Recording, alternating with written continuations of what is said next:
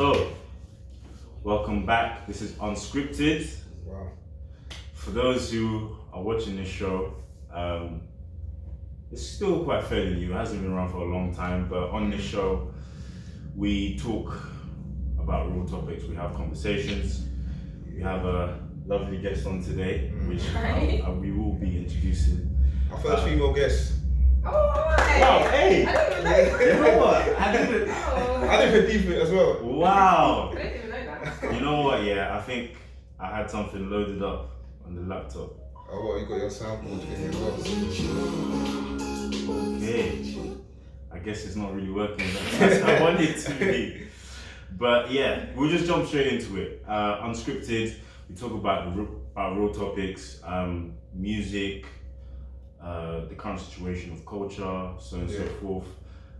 There's a lot of, in our society, world today, of what you could say most people want to hear, but not necessarily what people should be speaking about. So Unscripted is basically that space in between where me and Shegs, bringing on special guests as well, talk about these kind of different things. And it's different as well.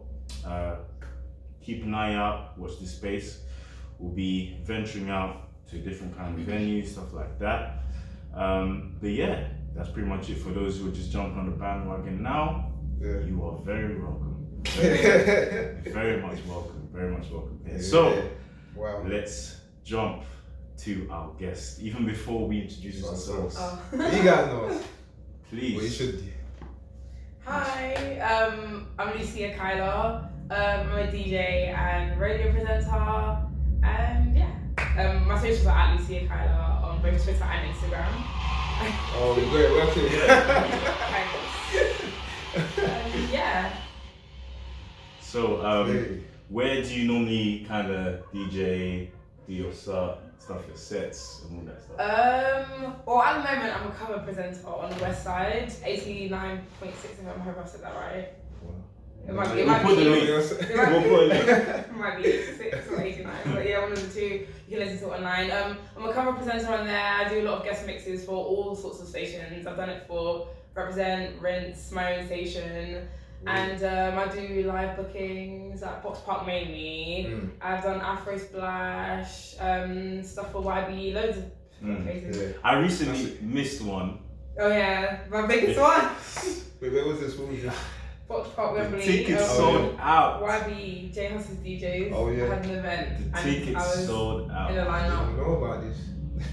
You know what? I blame myself because for something like that, in my right mind, or anyone's right mind, you wouldn't really wait 2 days to check if it's still available. But right? there's still loads of stuff. I've got an event coming up soon. Okay. In January. But we won't talk about that Oh, right now. right. Wow. You have exclusive news here, you know, Yeah. exclusive teaser. You Me know. and my So ride or good. die, my girl. Okay. Okay, that's decent. That's Interesting. decent. Wow. And on the presenting side, you present. You said already, right? The Yeah, website. so I'm a cover presenter at the moment, so I don't really have my own slot, but here and there, if someone's not in, you catch me on air, daytime shows.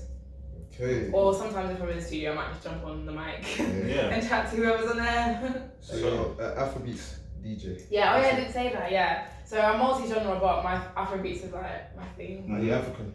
Yeah. Okay. Sierra Leone. And- Because you know what? Yeah. Recently. Yeah, of course.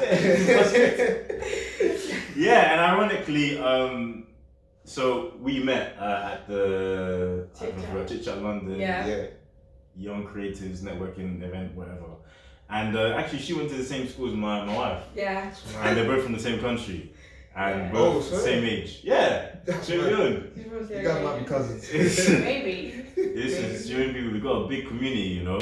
So Right. many aunties, uncles. It's actually crazy. It's so crazy. Right. But it's good, you know. It's good. It's a really small world, you know. I think on another episode we'll touch on another person Oh, who yeah. recently, It's a small world. Let's just say it's a very, very small world. really small world. So, what kind of got you into DJing? From what Rolanda told me is that you've been creative. Yeah, she would have never known me as a DJ. Right. Well, I feel like I've always loved music because growing up my dad was never a DJ, but he was always a selector. So every like party or family party I've ever been to, my dad was always doing the music. My dad used to play music a lot in my house, and then my brother, he started mixing from like very young. He had a software on his computer called Virtual DJ. And he used to play around with it a lot. Yeah, I know that software. Yeah. And he used to do like Afro beats, mainly Sierra Leone music. He used to mix and stuff, and I thought it was cool. So I didn't even pay no mind to it. It was only when I started radio that I thought about considering DJing. But I only got into radio because someone once said to me, "You have a radio voice. Have you ever considered it?" And I thought, "Oh, maybe I should try it." You actually do have a radio voice. I actually went to Westside in 2017 and I got rejected. And I went back a year later. And then they were like, "Oh." So what changed? Well, to be fair, when I first went, I did a demo, like a training course, and it was really, really bad. So my manager was just like, "Oh, thanks for your time, like, good luck with everything," and then didn't say anything else. And then I think when I moved out of London, when I finished uni, my parents moved to Peterborough whilst I was in uni. So when I finished uni, I moved in with them for a year. And that's when I thought, oh, maybe I'm going to start DJing, because my brother, what he was doing looked cool, so I thought maybe I might get into that. And then when I started DJing, I went to a talk by Yinka from Capital Extra. Yinka Bikini, and then she was Wait, no, sorry to stop you to hold you there. Oh my gosh, do you know how old she is? She's like 30. She looks like 24. I thought she was like 28 or something like that. 28? Yeah, she looks like 24 or something. She looks way younger in real life as well. Actually, she does look younger, but at the same time, I could tell that she's not as young. She looks like she's an undergraduate. Listen, we're all just unscripted. Yeah. I'm not trying to disrespect, but she looks so young. That's a compliment. Especially because the stature, of course, is quite small as well. Yeah. And, But yeah, I went to a talk that she did because I wanted to get tips on DJing and stuff, and she talked more about her presenting experiences. So I just thought, actually, maybe I should try again because she reminds me a lot of me, and I was trying to focus on just DJing at that time. And then I ended up started to volunteer for a station called The Beat because I was too scared to apply for Westside again because they rejected me the first time.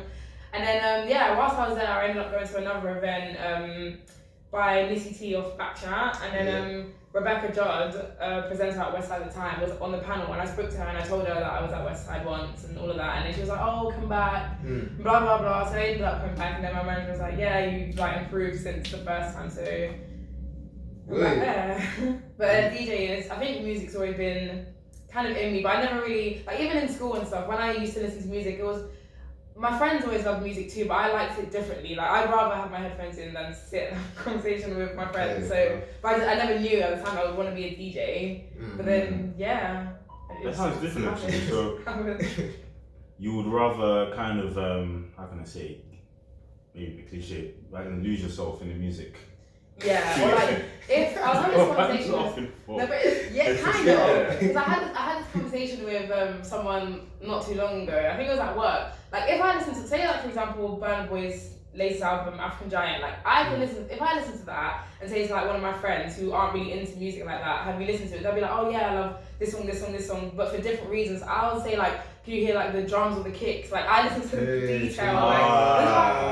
Jules, you know Jules? Yeah. He's like my favorite DJ and producer because I feel like there's a difference between music and art. That's the thing. That's what he does on his track. No disrespect to like.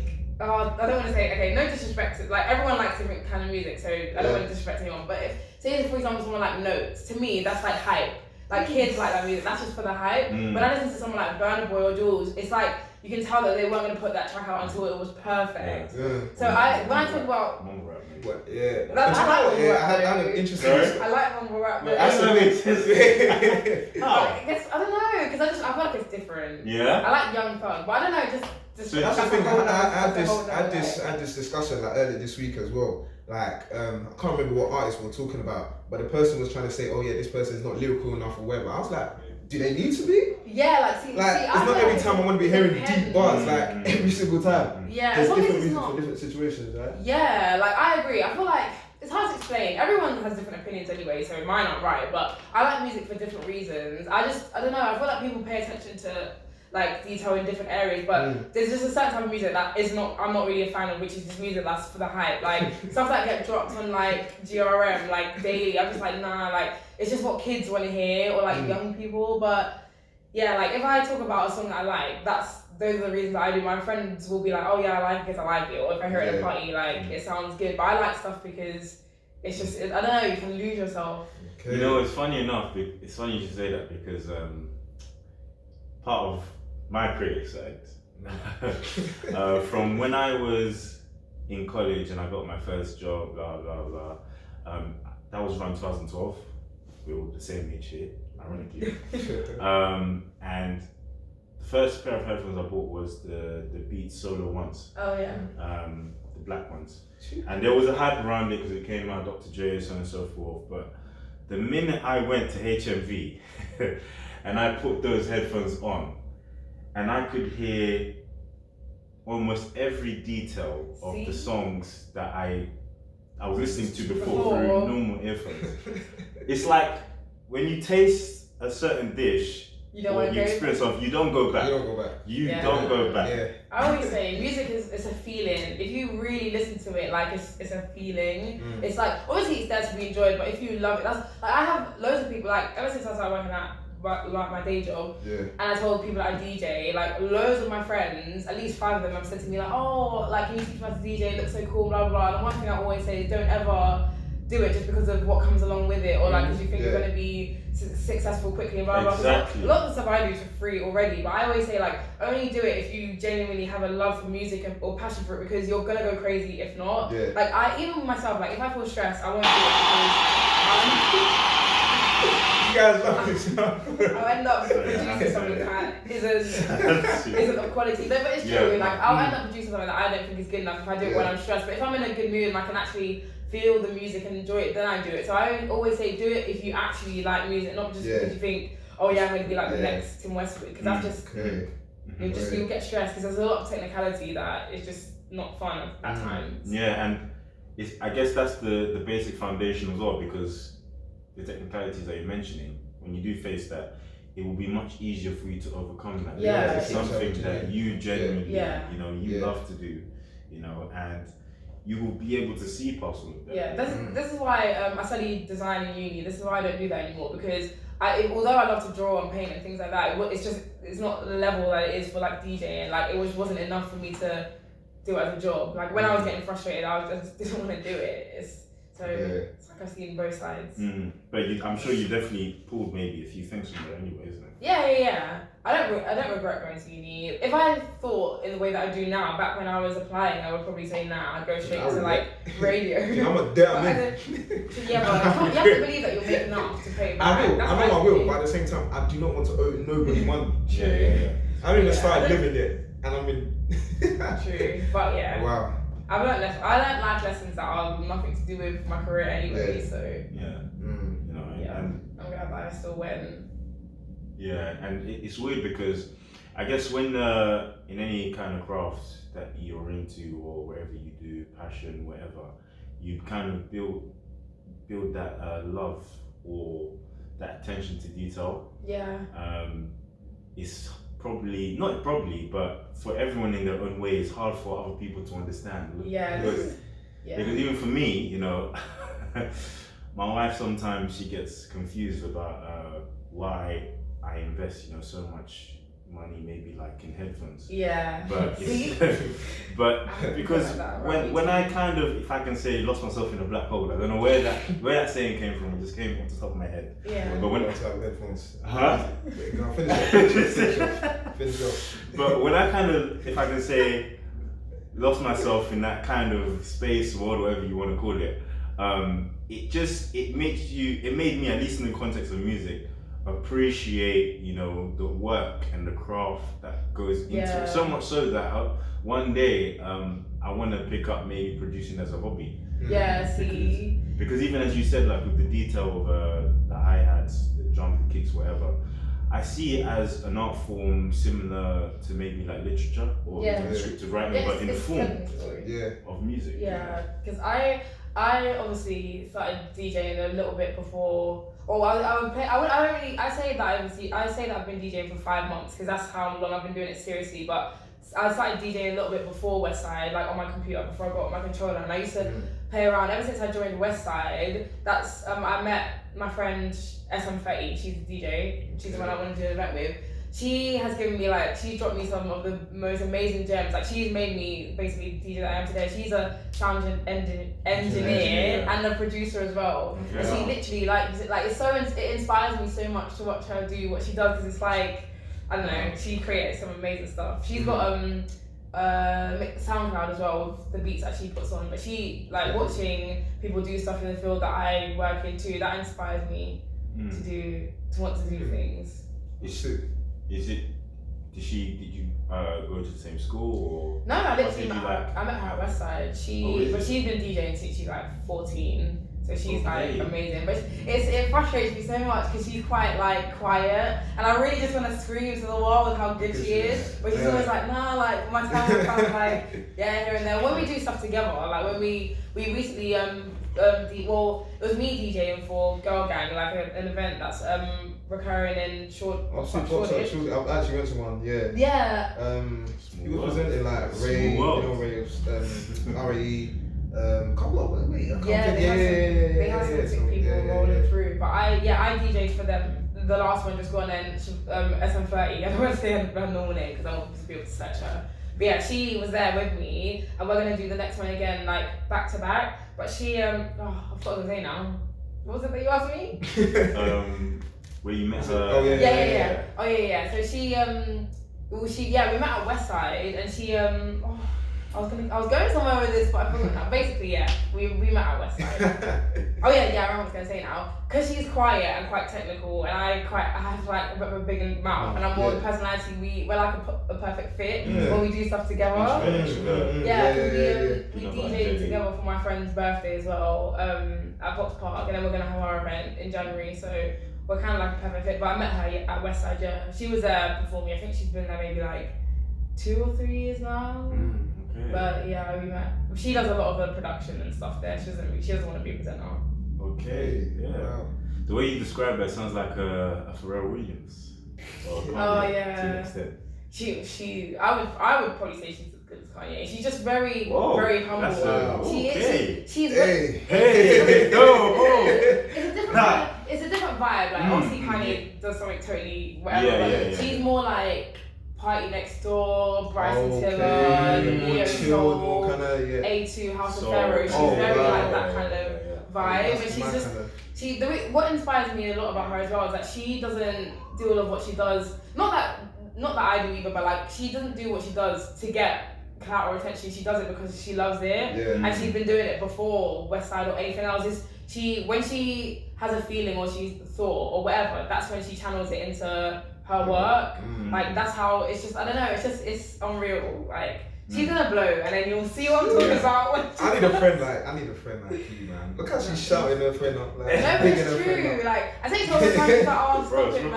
I'm seriously, sometimes when people come into your life, you have to really hold on to them tight. Don't go because they come for a reason. I'm sure obviously it's elevated your work and your craft. It's really inspiring. And stuff like that. That's cool. That's cool.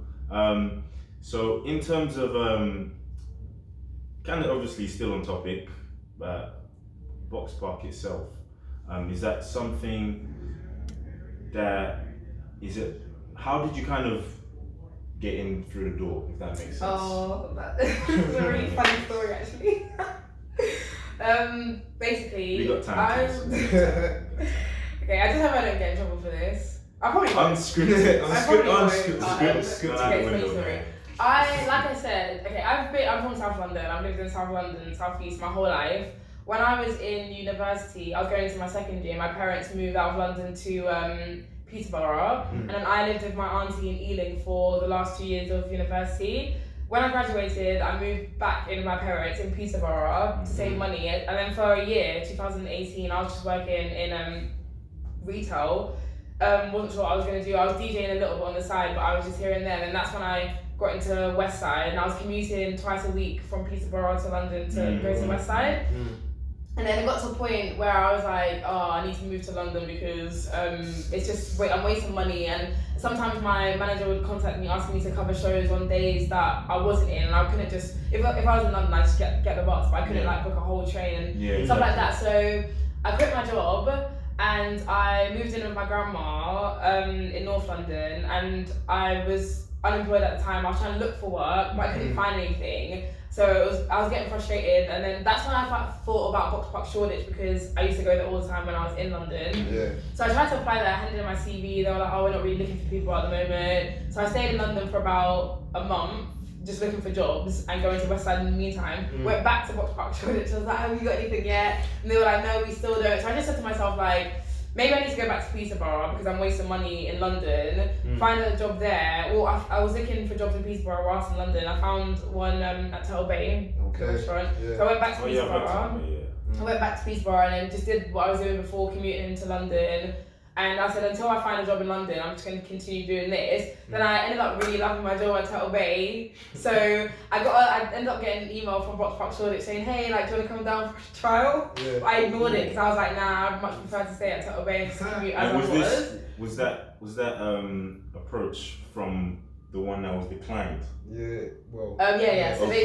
they So they reconsidered. Yeah, well, it wasn't even that they declined me, they just weren't hiring at the time. Okay. Also, they So kind they of ended kept up- you on like. Yeah, so Okay. they ended up, because I went there twice and they recognized me. So they ended up asking me to come in for a trial, but then I ignored the email because I like my job. But they ended up getting fired from Turtle Bay. Wow. But I was like, this is the universe.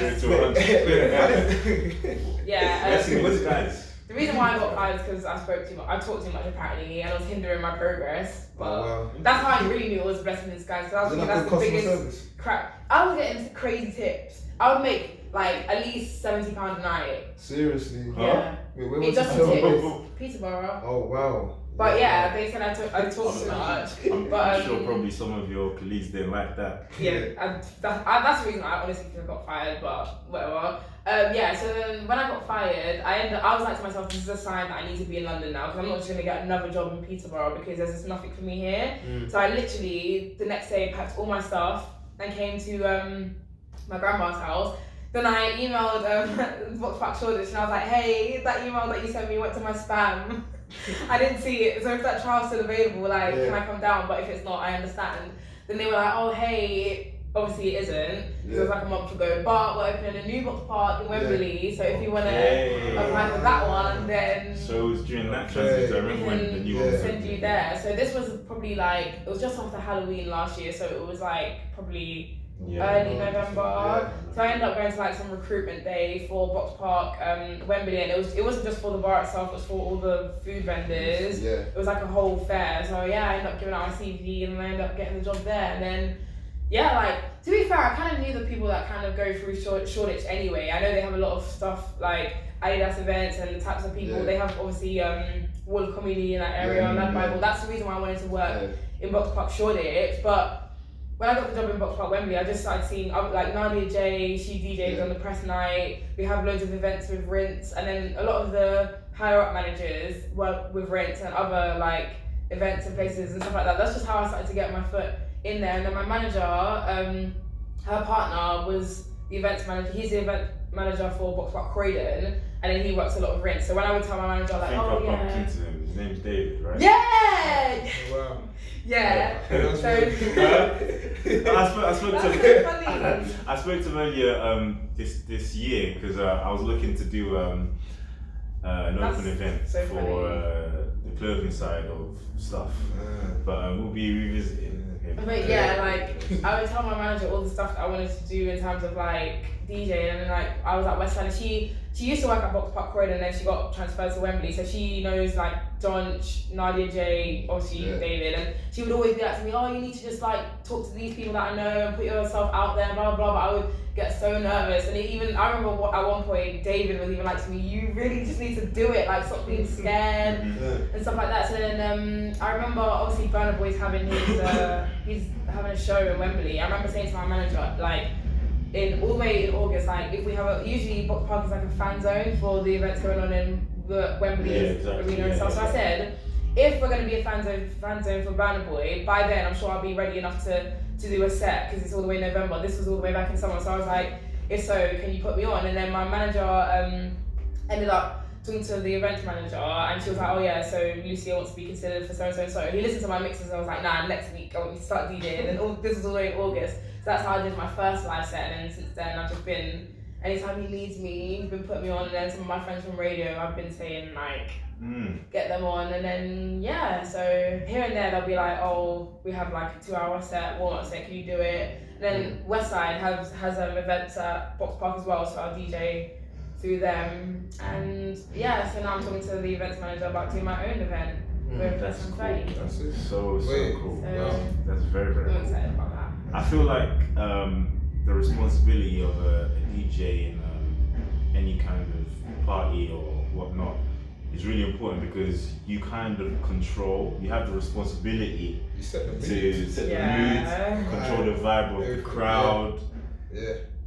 The place it sounds like a lot of pressure, even though people may look at it as, oh, you're not doing this and that, but even though I've never actually done it myself, but trying to put myself in a DJ shoes because I've been to weddings, parties, so on and so forth,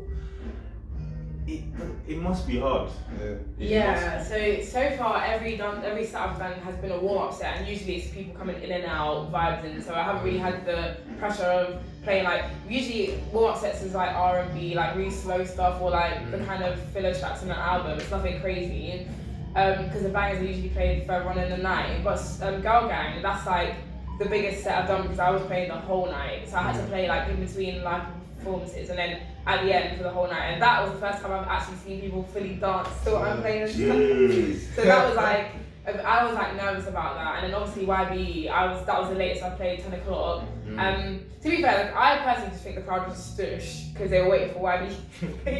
But it happens. I think I think even us who've probably been to different shows and stuff, and maybe come for like the main dish. Pay attention to the. You're not really paying attention too much, even though you probably should, because obviously that person could be an up and comer at the same time. Yeah, but I've never really fully controlled the crowd. But all the DJs that I know, they all give me advice and say when it happens, it's easy. Like maybe the first couple of times you might play a few tracks that might get people going, oh, but you have to kind of just.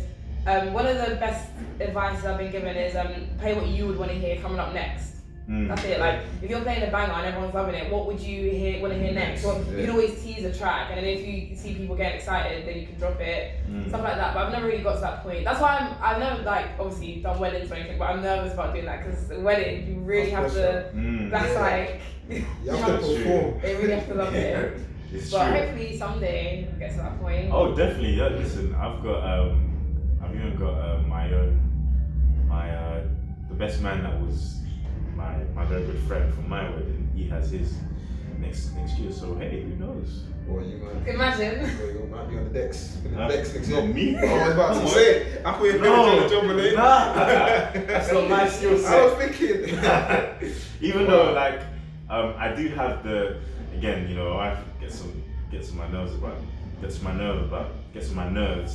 this sometimes, when people like come round to the house or just at any kind of environment. I like to play the music to control it. Yeah. So I kind of had that little, little something there, But I think maybe not to that full extent there. Just simply playing tracks of the sort. But that's really interesting and dope, And I think obviously in time you'll just grow more. Yeah, I think I'm around a lot of people who inspire me so much. Obviously, like YB, I've sat in on their show in Represent, and I watch them what they do.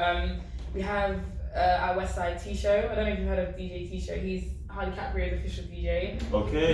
He is like, his hands are like magic. He's been DJing for 10 years. Like being around people like that makes me want to get to that level. So I'm sure I will. It's time because I've only been doing it for 5 months. So and people say for 5 months I'm already like good enough. So, but yeah.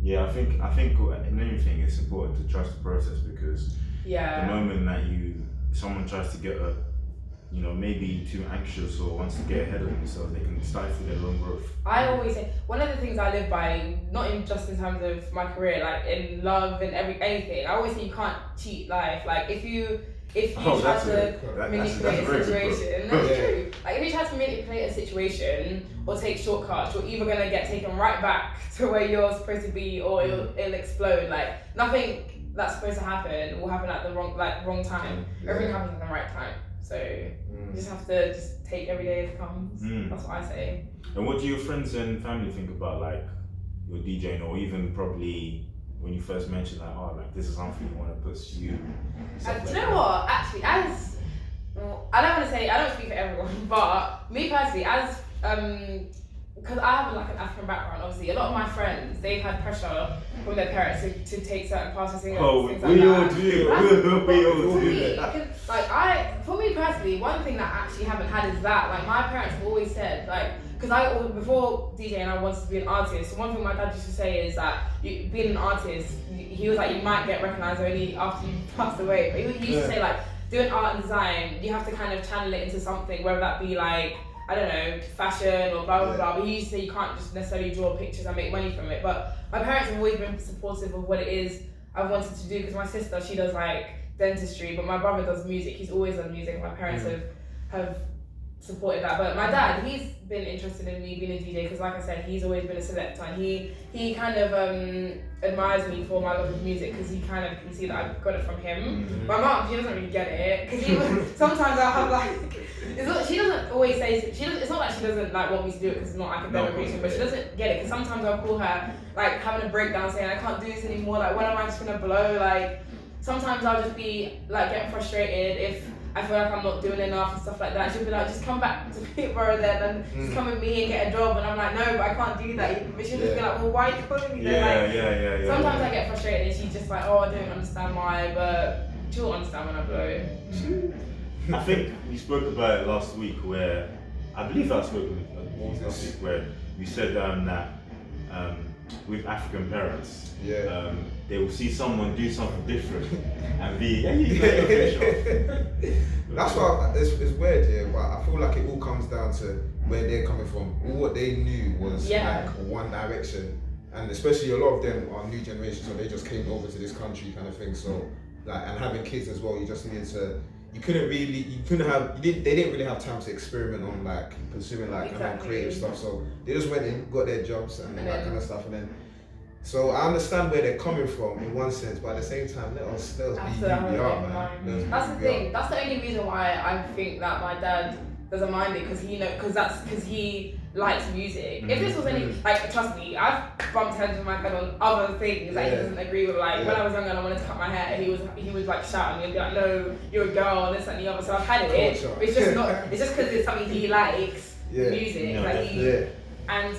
To be fair, I think it's good because obviously there's not very many female. Well, now there is like loads of female DJs popping up and stuff. But I guess it's a good thing that my dad hasn't said, "Oh yeah, you're a girl, you shouldn't be a DJ," because that's something I wouldn't probably expect to say. But yeah, actually, that's even something that you could even touch on too. You know, in terms of DJing and music, is that kind of field?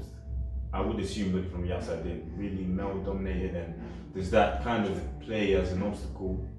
For me personally, recently I've seen a lot of female DJs pop up, and I have a lot of female DJs come to me for advice and stuff when they if they're thinking about taking on. But out of all the DJs I know, it's obviously the ratio is like more male to female. But for me personally, I don't see it as an obstacle. I see it as like a positive, because I think I stand out because of that. Like I love being able to tell people even chit chat, when I told people I was a DJ, they'd be like, oh well, like, because most of the people they're like actors or actresses, and you wouldn't expect a female to usually say that. So for me, I like the fact that I'm a female, because I think it just gets me like double attention, I guess, because it's a good thing now. It's not necessarily a thing where like, oh, I'm fighting to be on top. It's like, oh well, if you're as good as a guy, then that's even better. And I think we even had. Not that I think, but we even had an episode where we were talking about like, what's your excuse? And perception is actually a very, very big thing. You know, you can either perceive something as a difficulty, or you could say, hey, you know, actually, this is an opportunity for me to find a different lane, or for me to even be more creative, and plays in my part to be, you know, unique in that kind of sense. You know, which is really dope, really cool.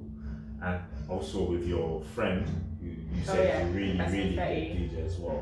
You know, that's I assume a very, very, very good. I say to her all the time, like, to be a sound engineer and to be a female, to make beats, all those types of stuff. Like, she really, I believe that that's an upper hand over anything. Like, I don't think that that's a setback at all. I think that if anything, people pay more attention to you, because they'll be like, oh, like, use this. That's true. Exactly. I'm trying to think, is there any like big like female UK producers that I know of?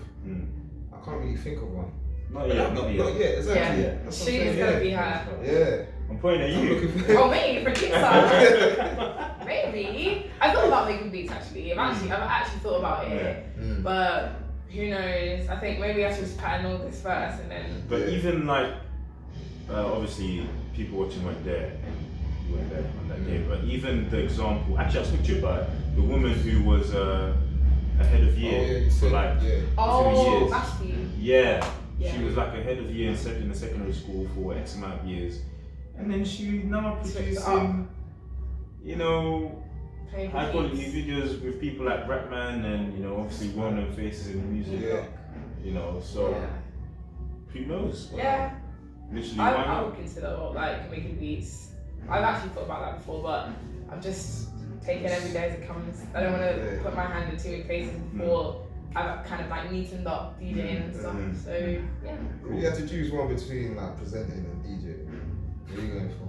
Oh, that's actually so hard. Because before I started getting into DJing, I was like so like I wanted to be a TV. I wanted to be like my drama, like on TV, everything. Yeah. But now that I'm doing DJing, I don't know. Maybe. Don't need to ask me. Don't need to ask me.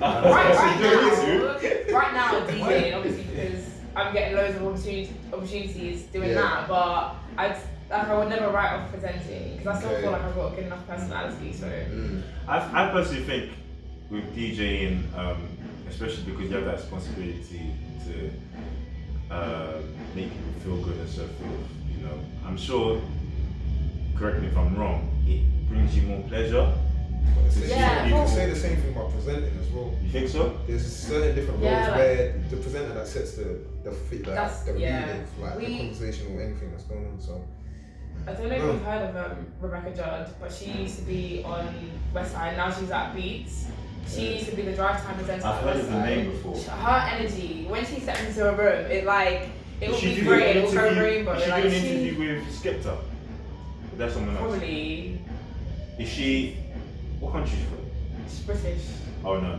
She. If you type her, you'll see her. She also does full music as well. She is like her energy is like unmatched. She's just so positive and like bubbly. Like she just it's the same effect. Like she could probably change the vibe of a whole room just because. I remember one day when she came to West Side actually, and she was feeling a bit ill, and she was like, "Oh, like I'm not myself today," blah blah blah. And she'd go on air and be like, "This is a jam," da da da da. And she'd come up and be like, "Oh, guys," like I'll be like, "If that's you on a low day, you're probably gonna explode on a good day," because I can't see the difference. But like being able to make people happy is a nice thing to have. Oh, she's 23. Just search up now. Wow. No, that's well, this is the old article. Oh, she's 25. Okay. Sorry. Yeah, she's like her energy is so good. But to be fair, I guess it's a different kind of vibe because with DJing, it's the same sort of thing. I like to make people feel happy with the music that I like. I think that's important to be honest. To see other people vibe to it, that makes me happy. Or when I finish doing a set, my friends will be like, "Oh my god, that was so good!" Like it's the same kind of effect. So because I guess if you're not feeling it yourself, then you're kind of paying yourself. Yeah. Yeah.